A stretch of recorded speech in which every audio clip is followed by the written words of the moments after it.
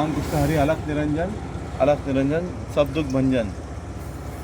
नमो ज्ञानेश्वरा, नमो मायबापा, विठ्ठला विठ्ठला पांडुरंगा. आज आपण श्री नृसिंह सरस्वती स्वामी महाराज माऊली यांचा रथोत्सव श्री क्षेत्र आळंदी येथील हे माऊलींचा हा रथ आहे. हा प्राचीन रथ आहे. आपण सर्व नाथ परिवाराच्या वतीने माऊलींच्या रथाला, या रथदेवतेला वंदन करतो. तुम्ही एक लक्षात ठेवा, माझा बेटू जिंदगीचा व्हिडिओ बघा आणि योगेश दादांनी पण त्याच्यात सांगितलेलं आहे नाथ उपासनेमध्ये तुमची जी वाहन देवता असते ना त्याला वसुरथ म्हणायचं. काय म्हणायचं? वसुरथ. मग साक्षात भगवान श्रीकृष्ण त्या रथाचं संरक्षण करतात.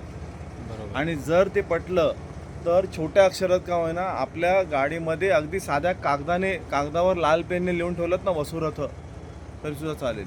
त्यानंतर योगेशनाथ दादाने अजून एक उपाय सांगितला आहे. गाडीत बसल्यानंतर काय कुठला मंत्र म्हणायचा दादा सांगा जरा. श्रीरामचं काय ते तुम्ही उत्तम श्रीरामदूतम शरणम प्रपत्ती. म्हणजे आपण जेव्हा गाडीत बसतो तेव्हा आपण जर एकदा तरी मनात किंवा जोरात बोललो तरी गाडीला पण ती ऊर्जा भेटते आणि आपल्याला पण ती ऊर्जा मिळते. म्हणजे आपला प्रवास पण सुखकर होतो आणि सर्वच उत्तम होतं. म्हणजे श्रीरामदूतम शरणम प्रपत्ती दादानी म्हटलेलं आहे. श्रीरामदूतम शरणम प्रपद्ये. तुमची 2 व्हीलर असेल, 4 व्हीलर असेल, 8 व्हीलर असेल किंवा प्लेन असेल नाही तर हेलिकॉप्टर असेल, तुम्ही फक्त तेवढं श्रीरामदूतम शरणम प्रपद्ये म्हणजेच कोणाचा मारुती रायाचा तो महामंत्र आहे. कारण वाहन देवतांवर मारुती रायाची सत्ता आहे. म्हणून भगवंतांच्या रथावर जेव्हा रथस्वार होते भगवंत तेव्हा त्या पताकेवर कोण होते? मारुती राय होते. म्हणून म्हणजे भगवंतांनी मारुती रायाला पण इथे बघा हा जो रथ दिसतोय श्री नृसिंह स्वामी सरस्वती महाराज माऊली ह्या ठिकाणी प्रतिकात्मक त्या हे बनवलं आहे, समाधी बनवलं. प्रतिकात्मक समाधी लाकडामध्ये बनवलेली आहे. तर आता इथे लक्षात घ्या. आणि प्राचीन हे आहे बघा, त्याचं जुग ही सगळं प्राचीन आहे. आता ह्याच्यात एक लक्षात ठेवून द्या, आपल्याला दर्शन होणं पण फार महत्त्वाचं असतं. आणि ह्या नृसिंह स्वामी सरस्वती महाराजांनी बघा आता त्याला हे बघा त्या रथाला कसं हे केलं बघा. त्याचं जे आर्किटेक्चर जे आहे ना मग त्याचं जे हे आहे ना ह्याला ओलांडायचं रस्ता म्हणून तर त्याचं जे हे आहे ना बघा इथून बघा साईडने बघा त्याला कसं पूर्वीकाम कसं केलं बघा. आणि त्याला जतन करणं फार महत्त्वाचं असतं. हे बघा कसं त्याचे गुरु बघा ते बघा लटकन हलत आहेत बघा. ते वरती आहे ना ते हलतं आहे. ते आपल्याला वाटतं की ते फिक्स केले ते हलत आहेत बघा. त्याला आता ते हलत आहे म्हणजे काय होतं माहिती आहे का तुम्हाला की आपल्याकडे एक नियम होता.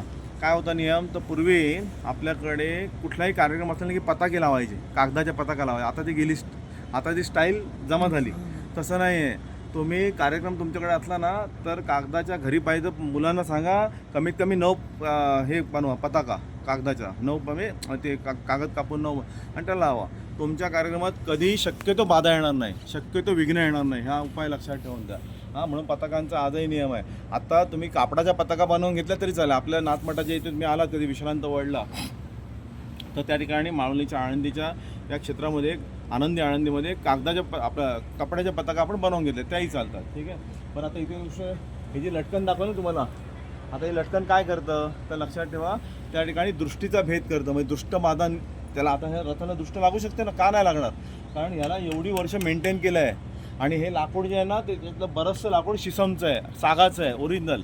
ओरिजिनल आहे ते लक्षात ठेवतं इथे. त्यामुळे आणि ह्या नृसिंह स्वामी सरस्वती महाराज आणि त्यांनी त्या काळामध्ये बघा इथे नट बीट वापरले बघा. हे नट वापरले बघा ना, इथे बारीक काम कसं केलं बघा. त्याच्यानंतर ह्याला चक्री लावली आहे. म्हणजे समजा वाटलं तर ते फिरू पण शकते. म्हणजे ते फिरू पण शकते असं मला वाटतं. हा म्हणजे सॉरी म्हणजे ते राईट टर्न घेताना बघा दादानी माझ्या सुधारणा केली, माझ्या बोलण्यात चूक होत होती. तर राईट टर्न घ्यायचं तर ते बरोबर फिरलं पाहिजे. म्हणजे जसं ते मोठं हे असतात ना ट्रॉलर त्यावेळेस इंजिनिअरिंग वापरलं आहे त्यावेळेच्या काळात हे इंजिनिअरिंग केलेलं आहे बघा. म्हणजे किती तो काळ आधुनिक असेल. म्हणजे मी म्हणतो तुम्हाला छत्रपती शिवाजी महाराजांनी जे आर्किटेक्चर वापरलं आहे ते आर्किटेक्चर आज जगाचा आर्किटेक्चरचा बाप पण कोण वापरू शकत नाही, कुठल्याही कॉलेजमध्ये शिकवलं शकत नाही. मी सांगतो तुम्हाला.